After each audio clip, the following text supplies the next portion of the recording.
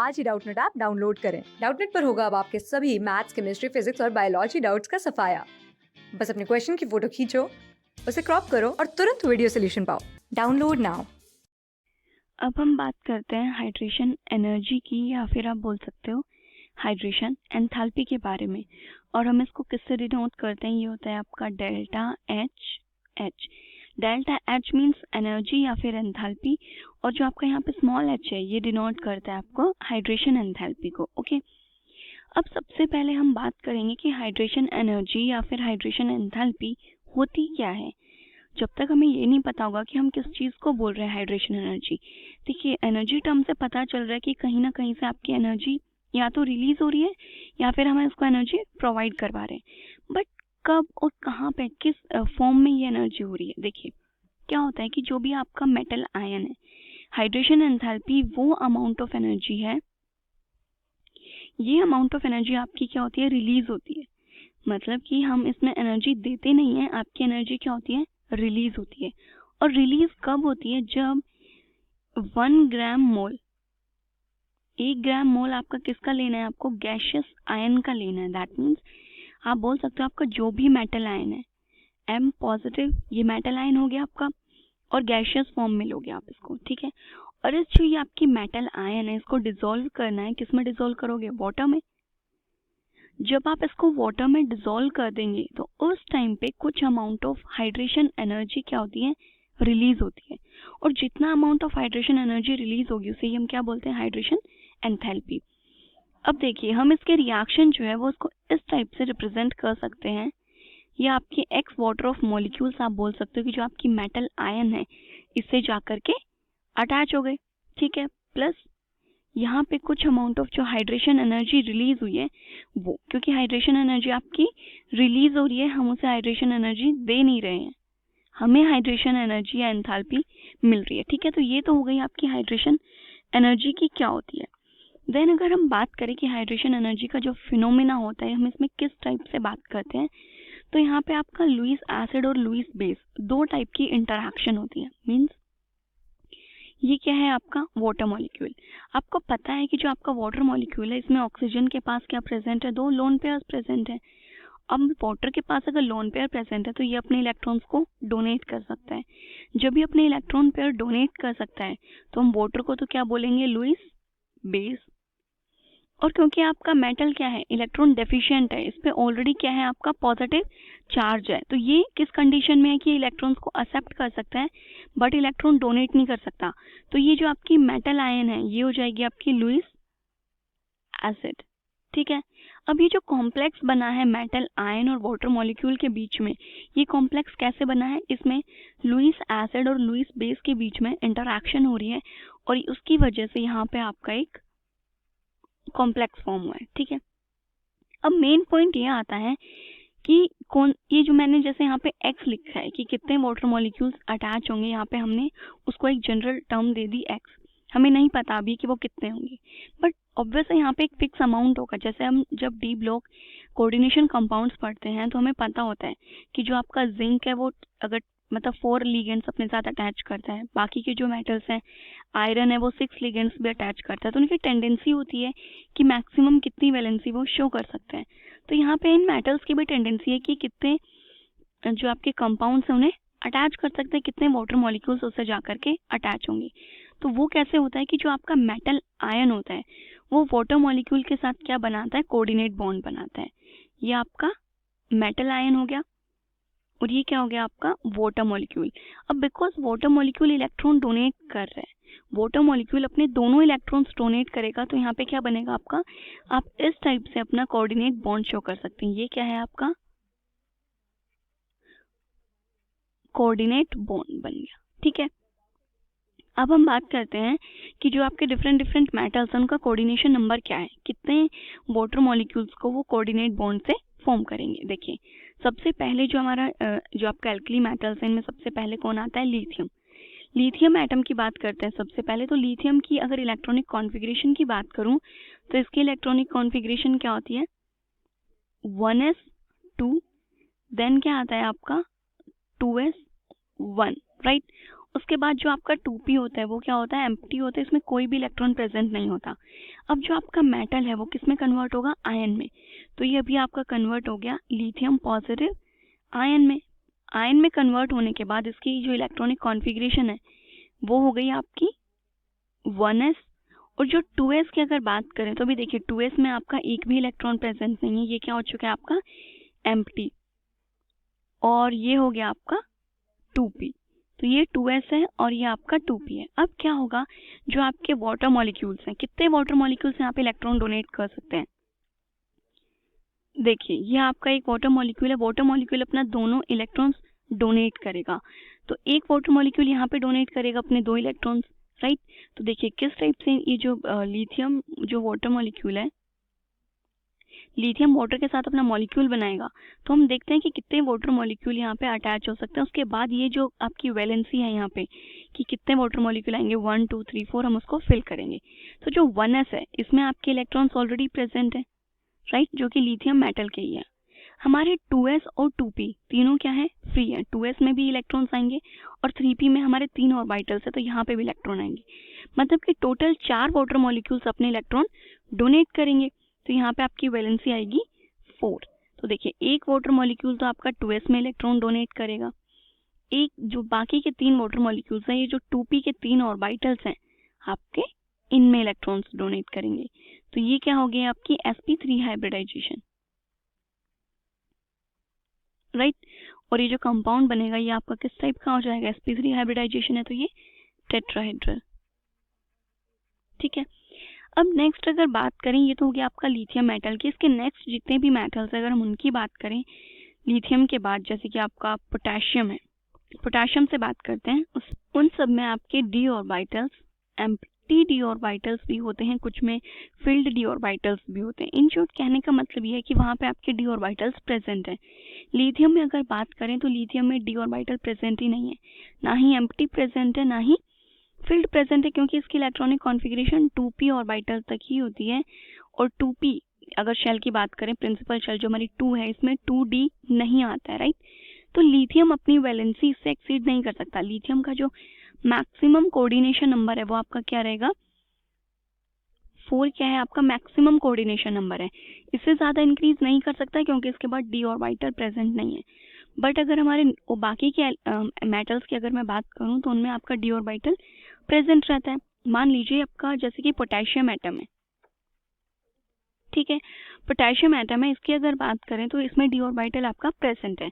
और इसकी जो भी इलेक्ट्रॉनिक कॉन्फ़िगरेशन होती है उसमें क्या होता है आपका 3d 0 होता है, 4s 1 होता है और देन आपका 4p भी 0 होता है। जो लास्ट की वैलेंस इलेक्ट्रॉनिक कॉन्फ़िगरेशन है जस्ट मैंने वो बताई है। तो यहाँ पे इसका 3d क्या है, एम्प्टी है, इसमें कोई भी इलेक्ट्रॉन प्रेजेंट नहीं है। तो ये इसके 5 ऑर्बिटल्स हो गए। देन 4s में यहाँ पे एक इलेक्ट्रॉन प्रेजेंट है और 4p भी इसका क्या है, एम्प्टी है, ठीक है।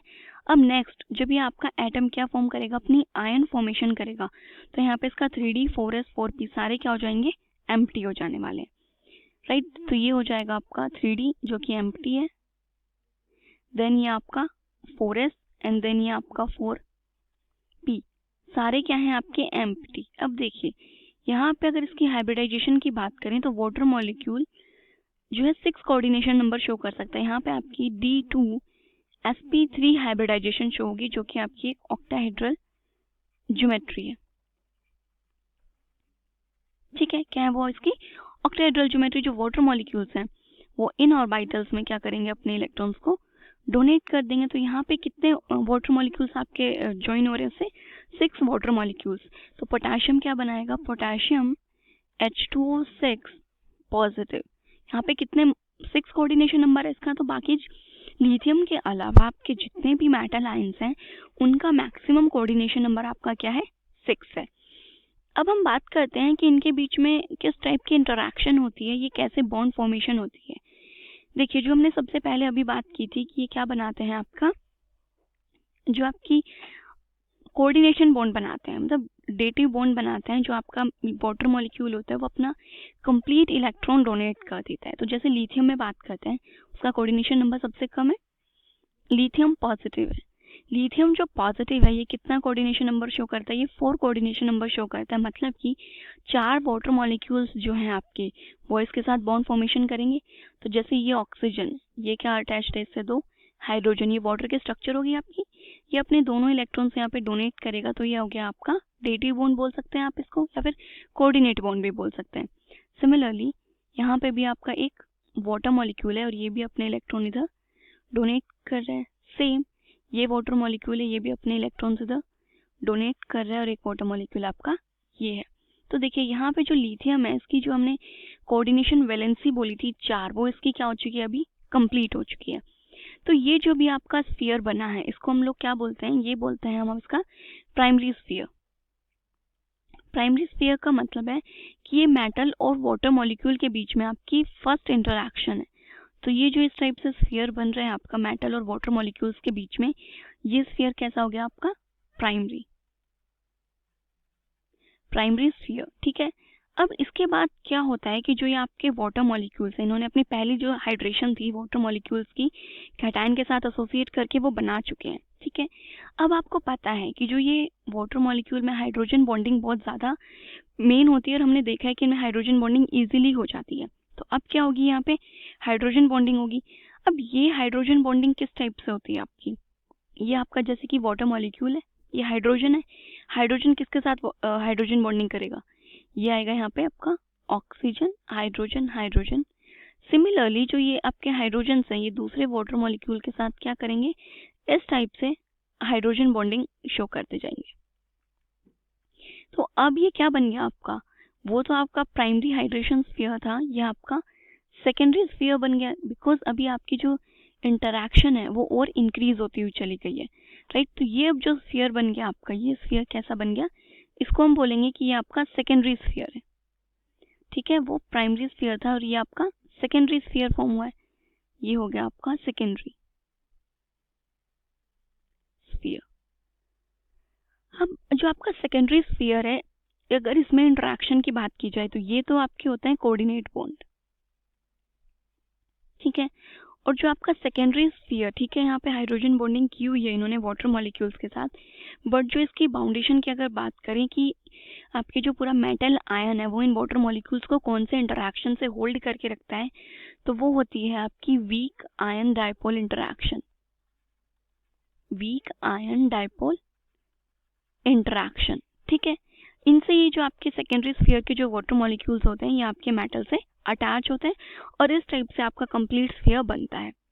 अब अगर हम बात करें जो ये वीक आयन डायपोल इंटरैक्शन है मेटल आयन के फोर्स की, कि किसमें ये जो आपकी इंटरैक्शन है ये स्ट्रॉन्ग होगी, किसमें इंटरैक्शन कम होगी, ये किस फैक्टर पे डिपेंड करता है आपका सेकेंडरी स्फीयर में। तो देखिए ये किस टाइप से, मतलब अटैच्ड कैसे, जैसे कि आपकी लिथियम पॉजिटिव आयन है। ठीक है, लिथियम पॉजिटिव आयन का मतलब है कि अगर हम लिथियम से सीजियम की तरफ जब मूव कर रहे हैं, लिथियम पॉजिटिव से सीजियम पॉजिटिव आयन की तरफ जब आप मूव करोगे तो इस डायरेक्शन में जो आपका साइज है, आयन का साइज क्या बोलोगे आप, इंक्रीज हो रहा है, राइट।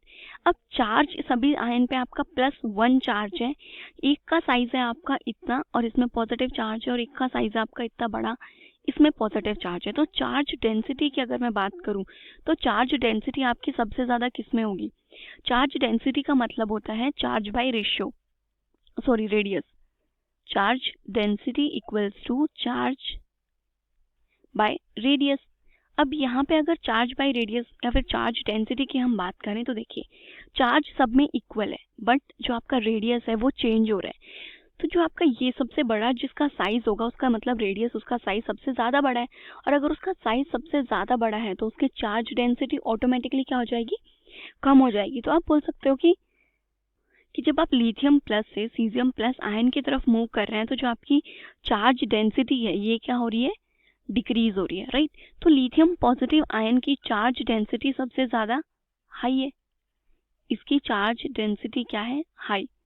और ये मान लीजिए आपका लिथियम पॉजिटिव आयन है, ठीक है, चार्ज डेंसिटी हाई है। इस पे जितना ज़्यादा चार्ज होगा ये आपके जो वाटर मॉलिक्यूल्स हैं उनके साथ इंटरैक्शन जो है इसकी उतनी ज़्यादा स्ट्रॉन्ग होगी, या फिर हम बोल सकते हैं इसकी जो आयन डायपोल इंटरैक्शन है,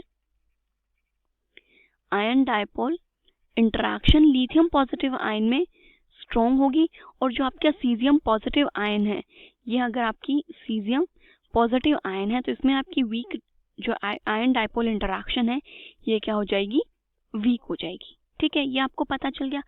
अब अगर इसके सीजियम पॉजिटिव आयन में अगर आपकी वाटर के साथ जो इंटरैक्शन है वो वीक है, तो मतलब अगर इंटरैक्शन वीक है तो ज़्यादा वाटर मॉलिक्यूल्स इससे अट्रैक्ट नहीं होंगे।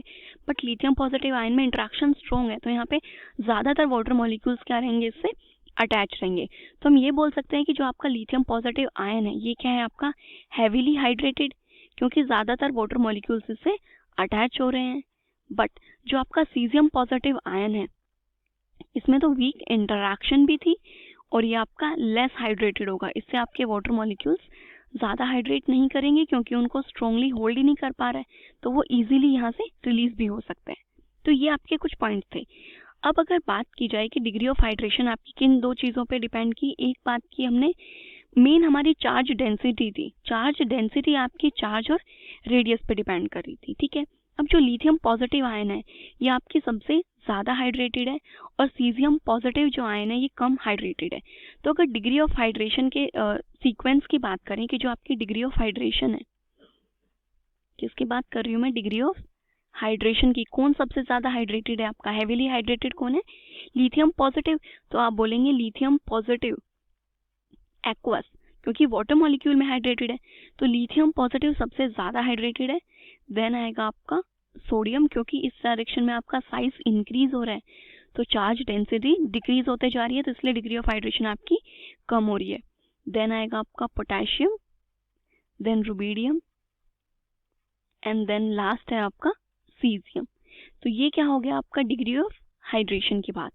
नेक्स्ट अगर हम रेडियाई की बात करें कि किसका जो रेडियस है हाइड्रेटेड, नॉर्मल रेडियस की बात नहीं कर रहे, आयन के रेडियस की बात नहीं कर रहे, अब हम बात कर रहे हैं हाइड्रेटेड आयन के रेडियाई की, रेडियाई ऑफ हाइड्रेटेड आयन।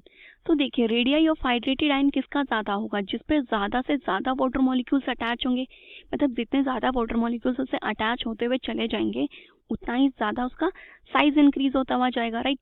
तो यहाँ पे कौन सी आयन है जिसमें सबसे ज़्यादा वाटर मॉलिक्यूल्स ऑफ अटैच हो रहे हैं, मतलब जिसकी डिग्री ऑफ हाइड्रेशन ज़्यादा है उसी का रेडियस ज़्यादा होगा, क्योंकि उसी से वाटर मॉलिक्यूल्स आपके ज़्यादा अटैच्ड है। तो आपका डिग्री ऑफ हाइड्रेशन का सीक्वेंस और रेडियाई के सीक्वेंस की अगर बात करें तो दोनों ही आपके जो सीक्वेंस है वो क्या है, सेम है। ओके, अब हम बात करते हैं कि जो ये आपकी आयन्स हैं इनकी इलेक्ट्रिकल कंडक्टिविटी की एक्वस सॉल्यूशन में, किसकी बात कर रहे हैं अब आप, इलेक्ट्रिकल कंडक्टिविटी, मतलब कि एक्वस सॉल्यूशन में ये इलेक्ट्रिसिटी कंडक्ट करेंगे या फिर नहीं करेंगे। पॉइंट है मेन जो आपको याद रखना है वो है कि हम एक्वस सॉल्यूशन में बात कर रहे हैं, यहाँ पे आपकी नॉर्मल आयन्स नहीं ले रखी है। ठीक है, अब देखिए वैसे अगर आपकी नॉर्मल आयन्स की बात करें लिथियम पॉजिटिव आयन से जब हम सीजियम पॉजिटिव आयन की तरफ मूव कर रहे हैं तो आपका जो एटॉमिक जो आयन का रेडियस है वो क्या है, लिथियम पॉजिटिव आयन जो है इसका साइज क्या है, सबसे कम है। देन जब आप सीजियम की तरफ मूव करोगे, लिथियम से sodium, then potassium, then rubidium और लास्ट में आपका सीजियम, इस टाइप से जो आयन का रेडियाई है वो क्या कर रहे हैं, इंक्रीज कर रहे हैं। ये आपका रेडियाई का ट्रेंड है, ये इंक्रीज कर रहा है, राइट। तो आप अगर सिंपली एक्वा सॉल्यूशन अगर आपने ध्यान से नहीं देखा तो आपको लगेगा कि ये ऑर्डर है और जो जिस आयन का साइज सबसे कम है मतलब उसमें मूवमेंट सबसे ज़्यादा होगी, फास्ट मूव करेगी अगर साइज कम है तो उसी का इलेक्ट्रिकल कंडक्टिविटी सबसे हाई होगी। बट नहीं, हमें एक्वस सॉल्यूशन में बात करनी है और अभी हमने देखा जब एक्वस सॉल्यूशन में इनका रेडियाई की बात करते हैं तो देखिए आपका हाइड्रेटेड आयन के रेडियाई का ट्रेंड क्या है, जो लिथियम एक्वस आयन है उसका साइज सबसे ज़्यादा है। अब हम किसकी बात कर रहे हैं, रेडियाई इन एक्वस सॉल्यूशन बोल सकते हैं आप इसको। तो एक्वस सॉल्यूशन में आपका जो रेडियाई है इसका ट्रेंड इससे जस्ट अपोजिट है, सबसे बड़ा साइज किसका है आपका, लिथियम का। अब लिथियम का साइज सबसे बड़ा है तो मतलब उसकी जो मूवमेंट है या मोबिलिटी जिसको हम बोलते हैं वो इतना इजीली आयन आपका मूव नहीं कर पाएगा, जितना ज़्यादा छोटा साइज होगा वो उतनी जल्दी वहाँ पे मूव कर पाएगा। अब बड़ा अगर कंपाउंड है आपका तो उसको स्पेस भी ज़्यादा चाहिए मूव करने के लिए। तो लिथियम की अगर मूवमेंट की स्पीड बात करें तो ये बहुत ही आयन जो है इसकी मूवमेंट स्पीड क्या होगी, कम होगी। ये कैसे मूव करेगा, मूवमेंट स्पीड आपकी लेस है इसकी, क्योंकि इसका साइज बहुत ज़्यादा बड़ा है। और लास्ट में जो आपकी रुबिडियम आएगा, रुबिडियम जो आपकी आयन आएगी उसका साइज, सीजियम जो आएगा लास्ट में आपका, इसकी अगर मोबिलिटी की बात करें तो इसकी मोबिलिटी आप बोल सकते हो मूवमेंट, इसकी मोबिलिटी हाई होगी। और जिस आयन की मोबिलिटी हाई है उसका इलेक्ट्रिक करंट भी क्या हो जाएगा, उतना ही हाई हो जाएगा। तो इसका इलेक्ट्रिक करंट क्या होगा, हाई। तो अगर मैं यहाँ पे इलेक्ट्रिकल कंडक्टिविटी की बात करूँ इनकी, या फिर आयनिक मोबिलिटी की बात करें एट इनफाइनाइट डाइल्यूशन, तो आपकी इलेक्ट्रिकल कंडक्टिविटी का ऑर्डर क्या आता है, एक बार वो देखेंगे अब हम। Electrical conductivity,